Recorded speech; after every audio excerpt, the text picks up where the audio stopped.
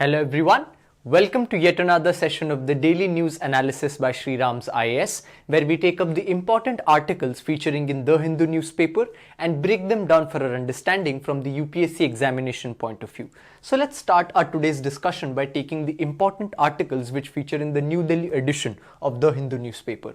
Let's take up our first article for the day. The first article reads, "The Uniform Civil Code."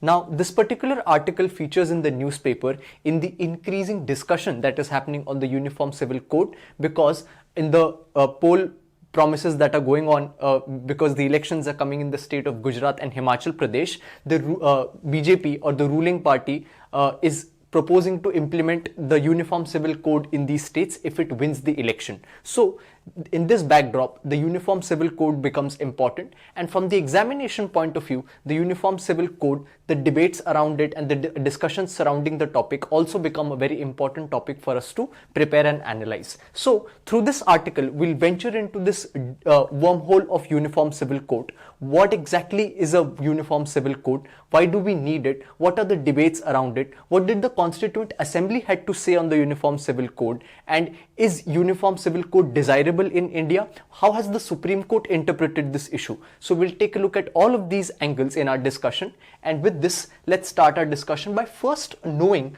what are civil laws. So when we talk about Uniform Civil Code, a Uniform Civil Code has the word civil in it, and the civil code means that a code of many civil laws. So what are these civil laws? So primarily, the laws in our country are divided into two, as we know. One is the set of civil laws and another is the set of criminal laws. The criminal laws are there, such as the CRPC, IPC, Indian Evidence Act. These are all laws to govern the criminal law nature of the country. And the civil laws similarly have provisions with respect to the civil nature, which can be property disputes, civil disputes, and personal laws. So the ambit of personal laws is what essentially comes under the Uniform Civil Code. But what are the current laws that are governed, the personal laws which govern the personal relations and these provisions currently in India? So different religious communities in India are currently governed by a system of personal laws which have been codified over the years through various pieces of legislation, and these legislations are there on broadly four areas, such as marriage and divorce. Second is custody and guardianship. So then third is adoption and maintenance, and fourth is succession and inheritance. These are the four major areas on which the legislations on personal law in India for various communities has been made. So in the for example, in the Hindu religion, for Hindu personal law, the laws which pertain to these topics are under four acts. One is the Hindu Marriage Act for marriage purposes, the Hindu Succession Act for succession purposes, so this takes care of who the property will devolve to. Then we have the Hindu Minority and Guardianship Act, which takes care of the guardianship laws, and the Hindu Adoptions and Maintenance Act, which takes care of the adoption of children in the ambit of India. So these are the four laws which takes care of the personal law aspect of the Hindus. And when we say Hindus, the term Sikhs, Jains and Buddhists also fall under the same term. Similarly, the Muslim personal law is not codified per se and is based on the religious texts. Through certain aspects of these are expressly recognized in India in acts such as the Shariat Application Act and the Dissolution of Muslim Marriages Act. So the Muslim personal law is generally governed by its religious text, but in India, these two acts also give certain kind of codification to these religious texts and laws. And similarly, even the Christian communities and marriages and divorces are governed by the Indian Christian Marriages Act and the Indian Divorce Act, while the Zoroastrians, or who we colloquially call as Parsis, are subject to the Parsi Marriage and Divorce Act. So in this way, we see that the different communities in India follow different personal laws and they're recognized by the government of India. So then there are more secular laws as well.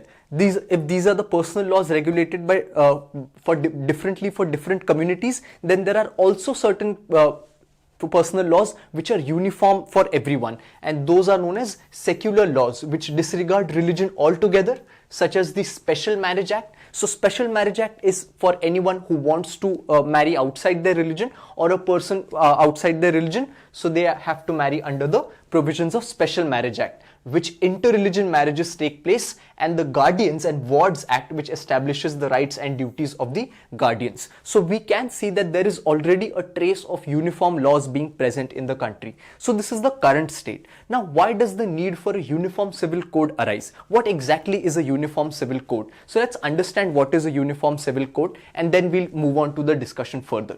So when we say uniform civil code, this term is essentially mentioned in the Indian Constitution in the Article 44, which means that this Article 44 is present in the Part 4 of the Indian Constitution, which are the directive principles of state policy. DPSP, as we all know, are the provisions enshrined in the Constitution which say that the state is supposed to take care of these measures in the future time, and they are meant as directives for the state, and they are distinct from what are mentioned under Part 3, that are the fundamental rights, which are enforceable in nature, but the DPSP are not enforceable in nature. So what does Article 44 say? Article 44 says that the state shall endeavor to secure for the citizens a uniform civil code throughout the territory of India. So this is what the Article 44 of the Indian Constitution says. But what exactly is a uniform civil code? A uniform civil code refers to a single law applicable to all citizens of India in their personal matters such as marriage, divorce, custody, adoption and inheritance. It is intended to replace the system of fragmented personal laws, which we saw right now, which currently govern interpersonal relationships and related matters within different communities. So this is where the demand for a uniform civil code comes in, because there should not be these kind of fragmented laws for different communities, and there can be a single law determining these aspects for all communities. And this demand for a uniform civil code came to the fore in the judgment pronounced in the Shah Bano case in 1985, where the Supreme Court ruled the case in favor of Shah Bano, who initially had petitioned to the Supreme Court with respect to divorce with her husband. So Supreme Court, while ruling in her favor, said that it is desirable for India should look into the implementation of a uniform civil code. So these are certain developments which have happened up until now with respect to the uniform civil code. Now let's understand what the Constituent Assembly members had to say on uniform civil code whilst they were incorporating a provision under the Constitution. So there were various members who held different views. There were contradictory views in the Constituent Assembly debates, wherein certain members were in favor of the uniform civil code and certain others were not. So one member, Naziruddin Ahmed from Bengal, argued that certain civil laws in all communities were inseparably connected with religious beliefs and practices. He felt that the UCC would come in the way of Article 19 in the draft constitution, which is the current Article 25. So Article 25 of the Indian Constitution guarantees the freedom of religion to Indian citizens. So Naziruddin Ahmed was of the opinion that this kind of a law would infringe on the freedom of religion of people, and these practices are inseparably connected to the religion. Then he also says that he was not against the idea of a uniform civil code. He only argued that the time for that had not yet come, adding to that the process had to be gradual and not without the consent of the concerned communities. This was what first member had to say. Now another member, K.M. Munshi, held a contradictory view, saying that he rejected the notion that it would be against the freedom of religion, as the Constitution allowed the government to make laws covering secular activities related to religious practices if they were intended for social reform. So he was of the opinion that when we are talking about a uniform civil code, it is essentially making laws on secular activities such as marriage, divorce, guardianship, adoption, maintenance. Since these are secular angles of the personal laws, it is not wrong, and therefore Article 25, the freedom of religion, would not be violated. And if this was the case, if such kind of practices were only left to religion, then practices such as sati, triple talaq and all these regressive practices which existed in the earlier personal laws would not have been reformed. And that is why he felt that bringing such a law only for secular activities of the religious practices would not amount to violation of the freedom of religion. And what did Dr. Ambedkar had to say on this issue? He held an ambivalent stance, which means that he was somewhere balanced in between towards the uniform civil code. He felt that while desirable, the uniform civil code should remain purely voluntary. in the initial stages. He stated that the article merely proposed that the state shall endeavor to secure a UCC, which means that it would not impose it on all citizens. So this is a big interpretation of the wording of Article 44. When we read Article 44, it says the state shall endeavor to secure a uniform civil code. So by that, Dr. Ambedkar reads it as, when we say secure, it means that it should not be forced on the citizens. It should not be imposed on the citizens. So these are the interpretations which we can gather, which are of great help because these are by the framers of the constitution. So this was the initial aspect which was there with respect to the Uniform Civil Code. Now, let's talk about the benefits of such a uniform civil code. If such kind of a law is brought in the country, what can be the benefits of such a code? The first and foremost which we can think of is the consistency of laws. Currently, the personal laws of different religions are widely divergent, and there is no consistency in how issues like marriage, succession and adoption are treated for people belonging to different communities. That is why here is where the problem comes in, and therefore the politicization of this issue is also stemming from here, where since different religions have different practices, certain communities have restrictions on marriage, certain other communities do not have restrictions on marriage, and then there are certain differing provisions with respect to adoption and maintenance as well. So these kind of differences create problems in the society, and having consistency of laws can be a big benefit for peace as well, peace and stability. Then it can lead to simplification of laws. We saw these multiple set of acts governing the personal laws. Having only a singular civil code with respect to all these laws will lead to greatly impact simplification of laws, and that is another benefit. Then third is the adhering to the ideal of secularism. Now, when we talk about secularism, it means that treating all religions in an equal manner. And by formulating a uniform civil code, the proponents of the code say that this is actually implementing the real ideal of secularism. And that is why uniform civil code is a must and very important. And next is the idea of gender justice. So it is said that if we bring a uniform civil code which treats every person across communities equally, it would also ensure gender justice among communities. So these are purported as the benefits of the uniform civil code. Now, what are some of the issues that might arise when we talk about implementing a uniform civil code in the country? First is that even though it reinforces equality before the law, the idea of a UCC clashes with the right to freedom of religion. This is a popular, one can say, criticism given for the Uniform Civil Code, that it directly impacts the freedom of religion, and certain religious practices are very critical to their community, and compromising on those practices might lead to their violation of freedom of religion. So this is the first issue that is cited, and separate personal laws are one of the ways in which people have exercised their fight to practice their own religion, which has been particularly important for minorities, and the UCC could become a tool to erode this right, suppress minorities and homogenize culture. These are some of the issues. Then, as we all know, Goa is the only state right now which has a uniform civil code in practice. But a deeper analysis of Goa's case points out certain contradictions and many insights with respect to the uniform civil code. It shows that even though Goa has a uniform civil code in practice, it is very complex, and the code has legal pluralities, which means that the Goa Civil Code was given by the Portuguese in 1867, but it permits a certain form of polygamy for Hindus, while the Shariat Act for Muslims has not been extended to Goa, with Muslim of the state being governed by the Portuguese law as well as the Shastric Hindu law. And the code gives certain concessions to Catholics as well. The Catholics need not register their marriages, and Catholic priests can dissolve marriages performed in the church. So even in the Goan Uniform Civil Code, there are differences in provisions for different communities. So a deeper analysis shows that even the Goan Uniform Civil Code is not completely uniform. So this shows that it is very difficult to establish a uniform set of law for different communities. Now, how do we make a solution with respect to this issue?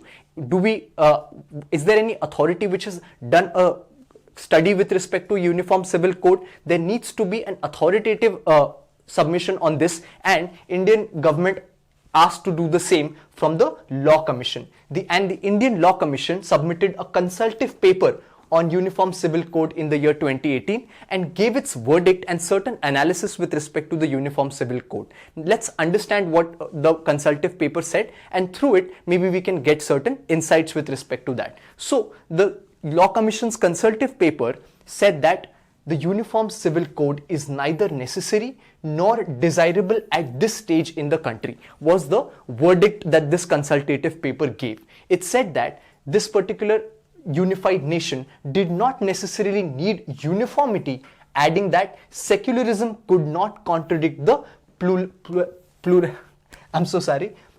plurality prevalent in the country. This means that the consultative paper identified that if we have to uphold secularism, it means that the plurality of the country should be respected. So this is the highlight that the report gave. Then the best way forward may be preserve the diversity of personal laws, but at the same time ensure that they do not contradict fundamental rights. This was the test that was given by the paper, where they said that the best way forward is to actually reform the personal laws and make sure that they do not contradict the fundamental rights of the country. And they also said, they made a very major point. What did the paper say? It urged that the legislator should first consider guaranteeing equality within the communities between men and women rather than equality between communities. Now this is a very significant point. When we are talking about reforming the laws and making them equal for communities, which means that the laws that are followed by one community should be equal for the others. But what about the fact that certain laws are even discriminating between the two genders of the community? For example, the men have different laws and the women have different rights with respect to the personal laws. The simple right of the daughter having a share in the property came in 2005, and earlier the right was not available to the women. So the paper says that it's important first for us to reform these personal laws and make sure that there is equality within the community first between men and women, and then equality between communities. This way, some of the differences within the personal laws which are meaningful can be preserved and inequality can be weeded out to the greatest extent possible without absolute uniformity. This can be a good way out and a midway with respect to the debate of the Uniform Civil Code being desirable or undesirable in India. So this was a discussion on this article, and with this, let's move on to our next article for the day. The next article which appears in the newspaper reads, "Camera Traps Renew Hope for Snow Leopard in Kashmir." Now, this particular article becomes important because it talks about the ever elusive snow leopard, which is a very critical animal for the country. And the article talks about this particular snow leopard being found in unusual places, especially the Baltal-Zojila region. This is the region, the Zojila Pass is the pass which connects Ladakh to Jammu and Kashmir, and this middle region is an unusual place where the snow leopard is found. What is the habitat of snow leopard? We just take a look at, and this particular place is not a regular habitat for the snow leopard to be sighted.